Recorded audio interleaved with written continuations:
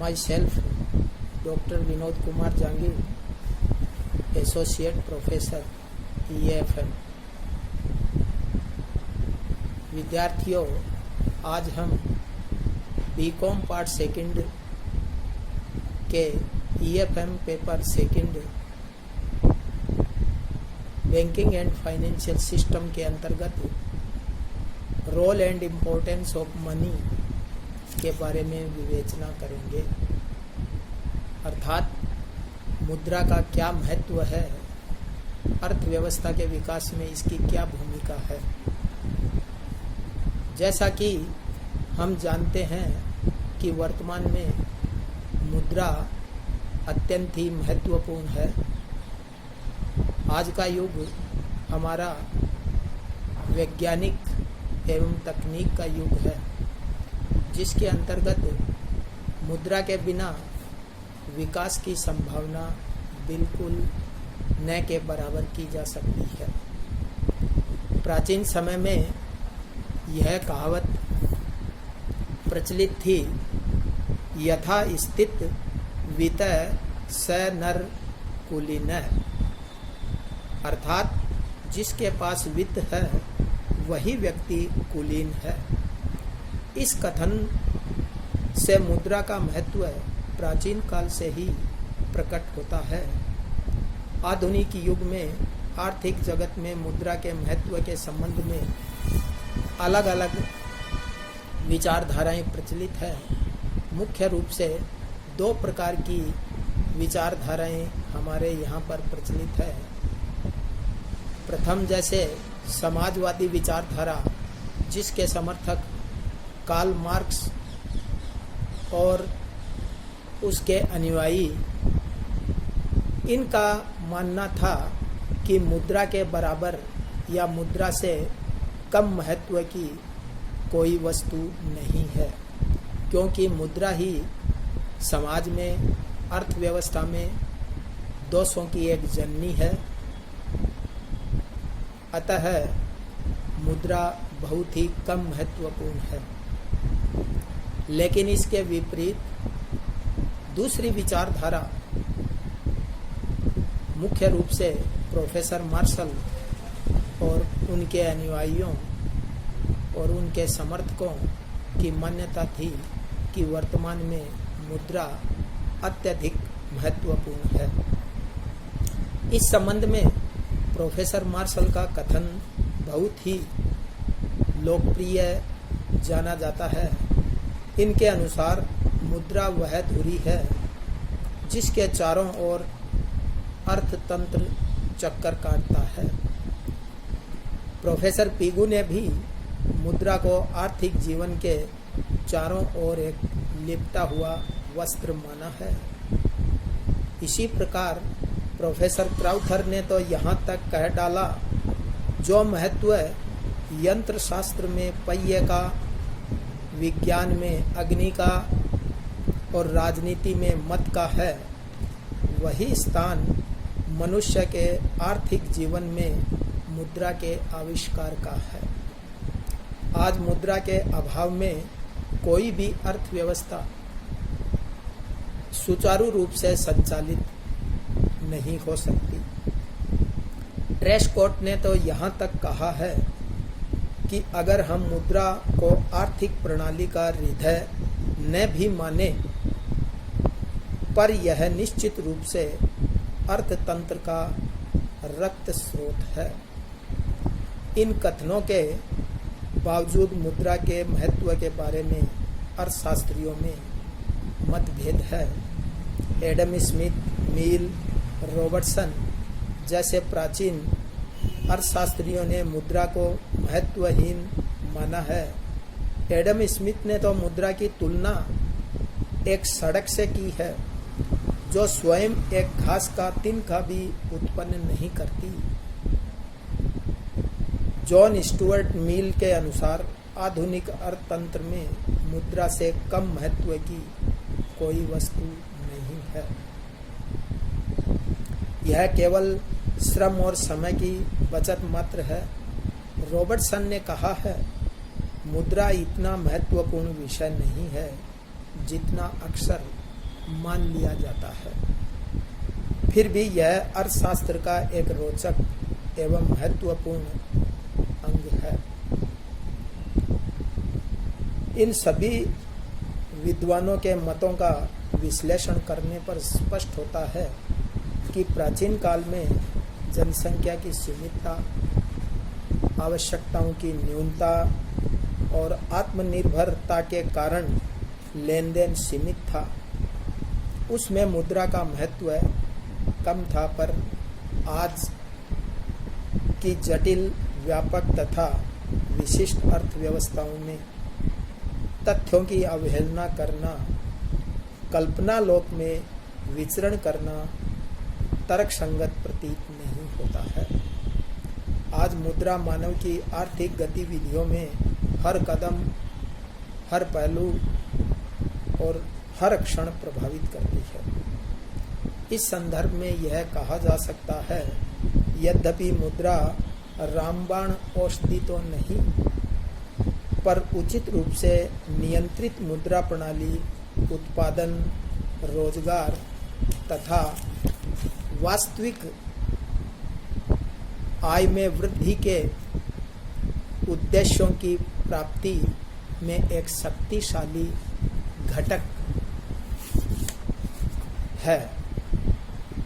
अतः यह प्रश्न नहीं है कि मुद्रा का महत्व कहाँ है, बल्कि प्रश्न यह है कि मुद्रा का महत्व कहाँ नहीं है। मुद्रा के महत्व के बारे में हम मुख्य रूप से अलग अलग वर्गों में बांटकर मुद्रा के महत्व की विवेचना कर सकते हैं। जैसे आर्थिक क्षेत्र में मुद्रा का महत्व है। आर्थिक जगत में मुद्रा का विशेष महत्व है। इसकी चर्चा करते हुए मार्शल ने कहा है कि मुद्रा वह धुरी है जिसके चारों ओर समस्त अर्थतंत्र चक्र लगाता है। इसका आशय है कि प्रत्येक आर्थिक क्रिया जैसे उत्पादन, उपभोग, विनिमय, वितरण एवं राजस्व में मुद्रा का विशेष महत्व है। उपभोग के क्षेत्र में मुद्रा का महत्व है, अर्थात समस्त आर्थिक क्रियाओं का आदि और अंत उपभोग को ही माना जाता है। उपभोग के क्षेत्र में मुद्रा के महत्व को यदि एक वाक्य में प्रकट किया जाए तो कहा जा सकता है कि उपभोक्ता अपनी समस्त आवश्यकताओं की पूर्ति मुद्रा के द्वारा ही करता है। वह अपनी सीमित आय से अधिकतम संतुष्टि के लक्ष्य को प्राप्त करता है। उपभोग के क्षेत्र में मुद्रा के महत्व को हम कुछ बिंदुओं के आधार पर जान सकते हैं, जैसे मानवीय आवश्यकताओं की संतुष्टि, उपभोक्ता की प्रभुसत्ता या संप्रभुता। उपभोक्ता की संप्रभुता का तात्पर्य यह है कि संपूर्ण अर्थव्यवस्था उपभोक्ता के इशारे पर उसकी इच्छा के अनुसार चलती है। इसलिए उपभोक्ता को एक राजा कहा जा सकता है। उपभोक्ता जिस प्रकार की चीज़ों की इच्छा करता है, जैसी मांग करता है, उत्पादक उसी प्रकार की वस्तुओं का उत्पादन करता है। इसके अलावा उपभोक्ता का संतुलन, अर्थात उपभोक्ता का संतुलन कहाँ पर होता है? एक उपभोक्ता कितनी मात्रा में वस्तुओं को खरीदेगा, कितनी कीमत चुकाएगा, अर्थात एक उपभोक्ता का संतुलन वहाँ पर होता है कि जहाँ प्रत्येक वस्तु से मिलने वाली सीमांत उपयोगिता उस वस्तु पर व्यय की जाने वाली मुद्रा की सीमांत उपयोगिता के बराबर हो जाती है, या द्रव्य की व्यय की गई इकाई से प्राप्त सीमांत उपयोगिता के समान हो। विविध वस्तुओं का उपभोग भी मुद्रा के माध्यम से ही संभव होता है। वर्तमान तथा भावी उपभोग का आधार भी मुद्रा के द्वारा ही संभव है। रॉबर्टसन ने उपभोग के क्षेत्र में मुद्रा के महत्व को निम्नलिखित शब्दों में अर्थात इस आधार पर व्यक्त किया है। मुद्रा समाज के प्रत्येक सदस्य को विश्वास दिलाती है कि रोजगार के जो साधन उपलब्ध है उनके द्वारा उसको अधिकतम उपभोग तथा भौतिक आनंद प्राप्त हो सकेगा। यह उसे किराए की मोटर गाड़ी पर आवश्यकता से अधिक यात्रा न करने वाला या न करने तथा उसके बदले में चार्ली चैपलिन के हंसमुख चेहरे को देखने का अवसर प्रदान करती है। दूसरा, उत्पादन के क्षेत्र में जैसे मुद्रा का महत्व है। उत्पादन के क्षेत्र में मुद्रा का महत्व अनेक प्रकार से हो सकता है। उत्पादन संबंधी कोई भी क्रिया मुद्रा के बिना संभव नहीं हो सकती। जैसे साधनों को एकत्रित करना, मुद्रा के माध्यम से ही एक उत्पादक विभिन्न साधनों को एकत्रित करता है, खरीद सकता है। पूंजी का संग्रह, वर्तमान में उत्पादन बड़े पैमाने पर किया जाता है, इसके लिए अधिक पूंजी की आवश्यकता होती है।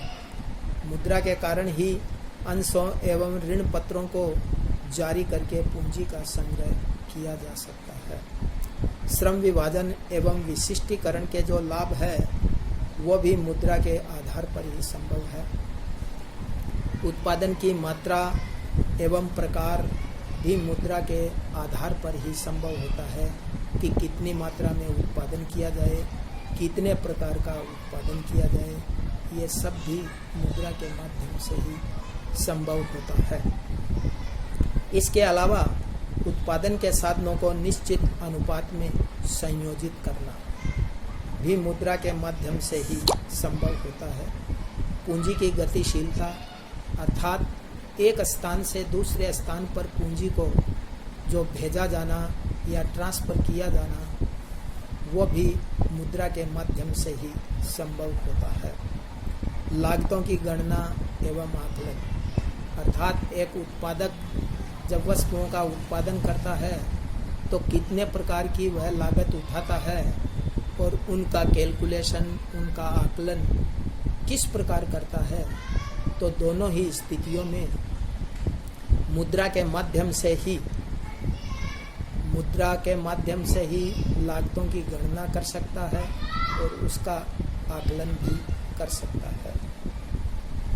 इसके अलावा विनिमय के क्षेत्र में अर्थात विनिमय के क्षेत्र में मुख्य रूप से हम देखते हैं कि वस्तु विनिमय की कठिनाइयों से भी मुक्ति मुद्रा के माध्यम से ही संभव होती है, क्योंकि विनिमय के क्षेत्र में मुद्रा का सबसे बड़ा लाभ यह है कि उसके आविष्कार से वस्तु विनिमय की सभी कठिनाइयां लगभग समाप्त हो गई।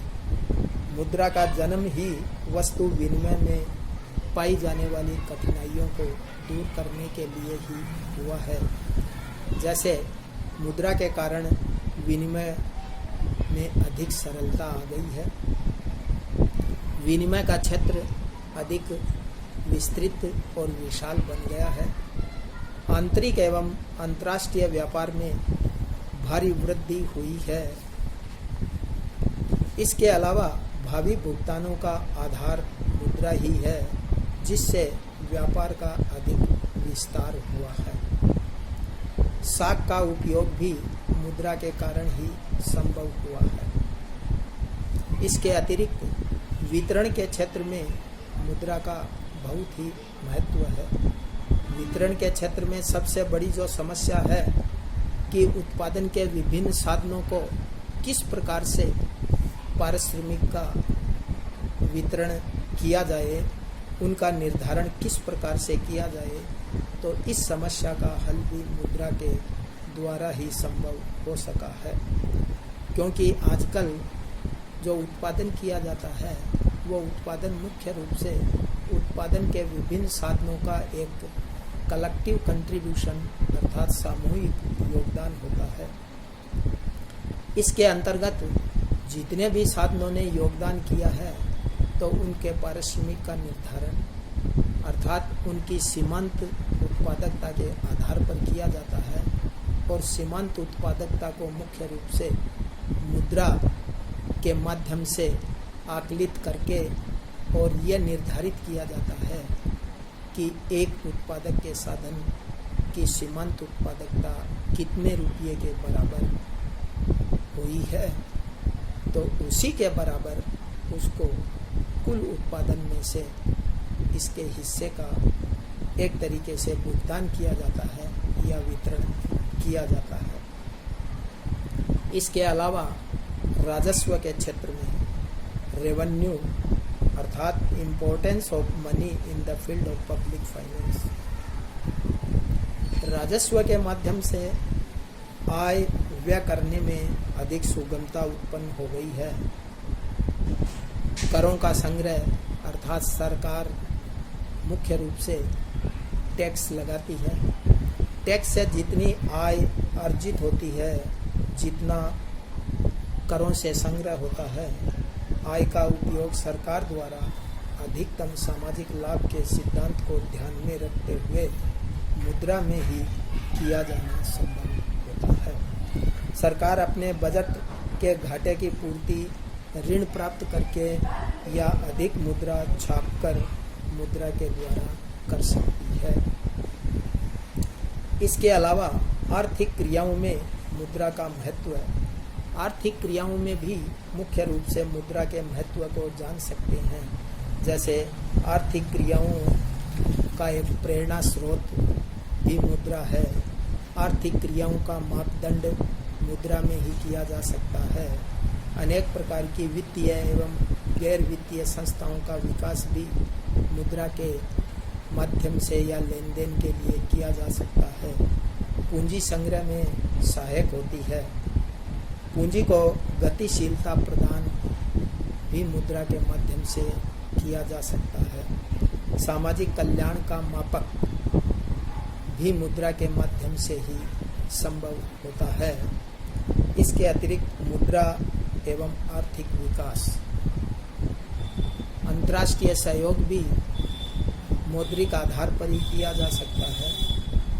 इस प्रकार मार्शल का कथन है वो बहुत ही एक सार्थक और एक उचित जान पड़ता है कि मुद्रा वह धुरी है जिसके चारों ओर संपूर्ण अर्थ विज्ञान या अर्थतंत्र चक्कर लगाता है। मुद्रा को महत्व के एक तरीके से यह कथन है जो मुद्रा के महत्व को इंगित करता है। इसके अलावा मुद्रा के सामाजिक और राजनीतिक क्षेत्र में भी मुद्रा का महत्व हम समझ सकते हैं। जैसे सामाजिक स्वतंत्रता, एक गैर मौद्रिक अर्थव्यवस्था में मजदूरों को भुगतान वस्तुओं के रूप में किया जाता था, लेकिन उन्हें पूर्ण रूप से अपने मालिकों पर आश्रित रहना पड़ता था। वे अपने परिश्रम का पूर्ण भुगतान प्राप्त करने में असमर्थ थे, परंतु मुद्रा के आविष्कार से मजदूर वर्ग को अधिक स्वतंत्रता प्राप्त हो गई। वे दासता की बेड़ियों से मुक्त हो गए और अपनी इच्छा अनुसार वे किसी भी स्थान एवं व्यवसाय को चुन सकते हैं। इसके अलावा सामाजिक जागृति का आधार भी मुद्रा को माना जाता है कि मुद्रा ने मजदूर वर्ग में सामाजिक जागृति प्रदान की है। आज वे अपने अधिकारों के लिए पूर्ण रूप से सजग हो गए हैं। इसके अतिरिक्त मुद्रा एवं राजनीतिक चेतना, मुद्रा से राजनीतिक चेतना भी उत्पन्न हुई है। मुद्रा एवं राष्ट्रीयता की भावना, मुद्रा द्वारा राष्ट्रीय एकता को भी बल मिलता है। मुद्रा के कारण आंतरिक व्यापार का क्षेत्र अधिक विस्तृत हो गया है, जिससे एक क्षेत्र के लोगों का संपर्क दूसरे क्षेत्रों से बढ़ गया है। इस प्रकार हम मुद्रा के एक तरीके से सामाजिक या राजनीतिक लाभों को समझ सकते हैं। इसी प्रकार विभिन्न अर्थव्यवस्थाओं में भी मुद्रा के महत्व को जाना जा सकता है। अर्थव्यवस्थाओं के अंतर्गत देखा जाए तो मुख्य रूप से विश्व में तीन प्रकार की अर्थव्यवस्थाएं प्रचलित है, जैसे कैपिटलिस्टिक इकोनॉमी, सोशलिस्टिक इकोनॉमी और तीसरी है जो प्लैन्ड इकोनॉमी अर्थात नियोजित अर्थव्यवस्था। इसके अलावा हम मान सकते हैं प्लैन्ड इकोनॉमी को मिक्स्ड इकोनॉमी के नाम से भी जाना जा सकता है, या इसके अलावा मिक्स्ड इकोनॉमी। विभिन्न जो अर्थव्यवस्थाएं हैं उसमें भी मुद्रा के महत्व को हम नकार नहीं सकते। मुद्रा बहुत ही एक महत्वपूर्ण, एक शक्तिशाली एक यंत्र या औजार के रूप में वर्तमान में काम करती है। जिस क्षेत्र में, जिस दिशा में भी इसको व्यय किया जाता है, इन्वेस्ट किया जाता है, उधर एक तरीके से कहा जाता है विकास ही विकास, अर्थात हमारे समाज, राष्ट्र के विकास का स्रोत ही मुद्रा को माना जा सकता है।